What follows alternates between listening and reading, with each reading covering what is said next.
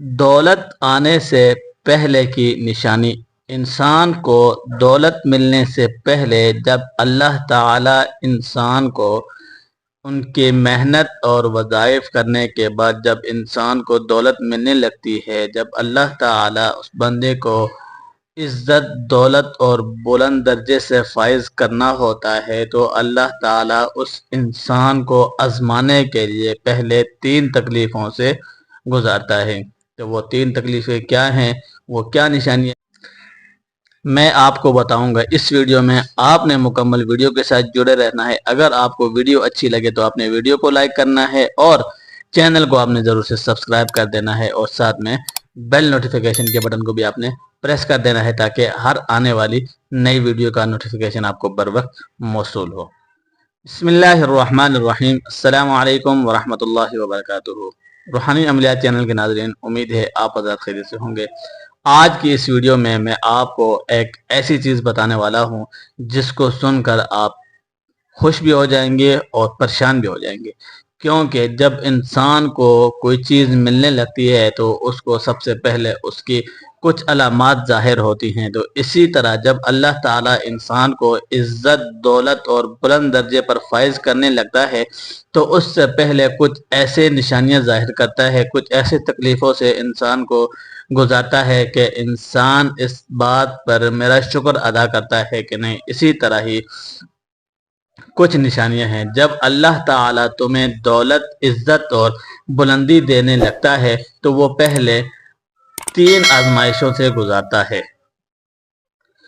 جو شخص دولت سے پہلے صبر سیکھ لیتا ہے اور وہ دولت آنے کے بعد مغرور نہیں ہوتا ہے تو اللہ تمہیں دینے سے پہلے آزماتا ہے تاکہ تم اس نعمت کے قابل بن سکو۔ تمہاری تنہائی دراصل تمہاری تربیت ہے۔ اللہ تمہیں خود اس بات کے لیے تیار کر رہا ہے کہ تم اس نعمت کو آزماؤ۔ جب دنیا تمہیں نظر انداز کرے، سمجھ لو اللہ تعالیٰ تم پر اب توجہ دے رہا ہے۔ صبر کرنے والا کبھی خالی ہاتھ نہیں رہتا ہے۔ اس کا رب اس کی خاموشی ہر وقت سنتا ہے جب وہ اللہ کو پکارتا ہے۔ ناکامی وہ دروازہ ہے جس کے پیچھے کامیابی چھپی ہوئی ہوتی ہے، جو ہمیں کبھی بھی نظر نہیں آتی ہے۔ جو ٹوٹتا ہے وہی نرمی سیکھتا ہے، اور نرمی ہی نعمت کا راستہ ہے۔ اسی لیے چاہیے کہ ہمیں اپنے آپ کو نرم رکھے۔ جب تمہارا دل روتا ہے، سمجھ لو اللہ تعالیٰ تمہارے نصیب لکھ رہا ہوتا ہے۔ مشکلات کے اندر چھپی ہے دولت، کیونکہ مشکل انسان کو قیمتی بنا دیتی ہے۔ جب تمہارے اندر برداشت آ جائے تو سمجھ لو کہ رزق تمہاری طرف چل پڑا ہے، اب وہ تمہاری طرف آ رہا ہے۔ اللہ کبھی کسی کو اچانک نہیں نوازتا، وہ پہلے دل کو خالص بناتا ہے کہ یہ بندہ میرے ساتھ جڑا رہے۔ جو اپنی خواہش کو مار لیتا ہے وہ اپنی تقدیر کو جگا لیتا ہے۔ دولت اس کے پاس آتی ہے جو اللہ پر بھروسہ رکھتا ہے، اپنے عمل پر نہیں۔ اپنے آپ نے جتنا بھی عمل کیا ہے اس پر بھروسہ نہیں ہے، لیکن اللہ کی ذات پر بھروسہ کرنا ہے۔ تم جتنا صبر کرو گے اتنا زیادہ اللہ تمہیں عطا فرمائیں گے۔ صبر کا وقت ہی دراصل امتحان کا وقت ہوتا ہے، اور ہر امتحان کے بعد ہی انعام ہوتا ہے۔ جو اپنے رب پر یقین رکھتا ہے اس کی قسمت کو کوئی بدل نہیں سکتا ہے، چاہے کوئی جتنے بھی کوشش کر لے۔ جب تک تمہارے اندر شکر پیدا نہیں ہوتا ہے، رزق تم پر نہیں پہنچتا ہے۔ اس لیے تو قرآن میں آیا ہے لَإِن شَكَرْتُمْ لَأَزِيدَنَّكُمْ وَلَإِن كَفَرْتُمْ إِنَّ عَذَابِي لَشَدِيدٌ۔ اگر تم اللہ کی نعمت کا جتنا شکر ادا کرو گے، جتنا اللہ رب العزت نے آپ کو دیا ہے، تو اللہ تعالیٰ اپنی ان نعمتوں کو مزید آپ کے لیے بڑھا دیتا ہے، اس میں برکت کر دیتا ہے۔ اگر آپ نے کسی بلند درجے پر فائز ہونا ہوتا ہے تو اس پر بھی اللہ کا شکر ادا کرنا چاہیے، اس سے پہلے والی زندگی پر اور اس کے بعد والی زندگی پر، کہ اس میں بھی اللہ تعالیٰ نے کوئی بہتری رکھی ہوگی۔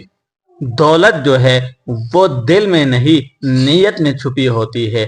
نیت انسان کی جتنی خالص ہوگی تو رزق انسان کے لیے خود آتا ہے۔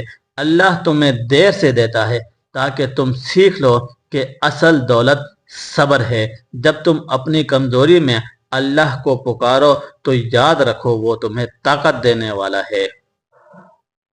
دولت آنے سے پہلے یہ 3 تکلیفیں ضرور ملتی ہے۔ یہ میں نہیں کہہ رہا، مولانا جلال الدین رومی رحمہ اللہ فرماتے ہیں کہ پہلی تکلیف ہے جب اللہ تمہیں بلندی دینا چاہتا ہے تو تمہیں سب سے الگ کر دیتا ہے، دوست، رشتہ دار، محفلیں سب دور ہو جاتی ہیں۔ دوسری تکلیف وہ کیا ہے؟ صبر کی آزمائش۔ مولانا جلال الدین رومی فرماتے ہیں صبر وہ دروازہ ہے جہاں سے رحمت داخل ہوتی ہے۔ اور تیسری تکلیف ناکامیوں کا سامنا کرنا۔ ناکامی دراصل انجام آغاز ہے، انجام نہیں بلکہ آغاز ہے۔ یہ وہ استاد ہے جو انسان کو سکھاتا ہے کہ کامیابی کی قدر کیسی کرنی چاہیے۔ جب تمہاری زندگی میں تکلیفیں آئیں تو سمجھ لو کہ تمہارے دروازے پر نعمت دستک دے رہی ہے۔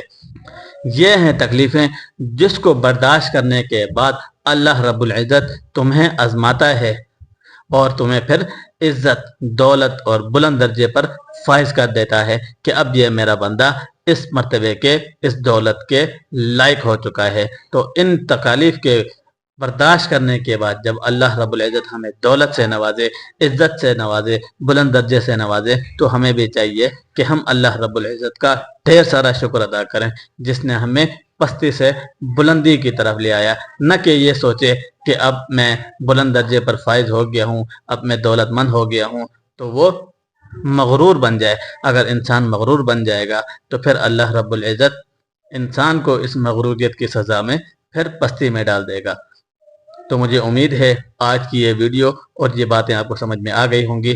اگر آپ کو یہ سمجھ میں آئی ہیں تو آپ نے صدقہ جاریہ کی نیت سے اس کو آگے شیئر کر دینا ہے تاکہ مزید ایسے لوگ جو اپنی محنت لگن میں ہیں، انہیں دولت نہیں مل رہی، وہ پریشان ہیں، تاکہ وہ یہ باتیں بھی سن لیں اور سمجھ لیں اور اس پر عمل کریں گے تو اللہ تعالیٰ سے مزید دعائیں کریں گے تو اللہ تعالیٰ ہر بندے کو عزت، دولت اور بلند درجے پر فائز کر دے گا۔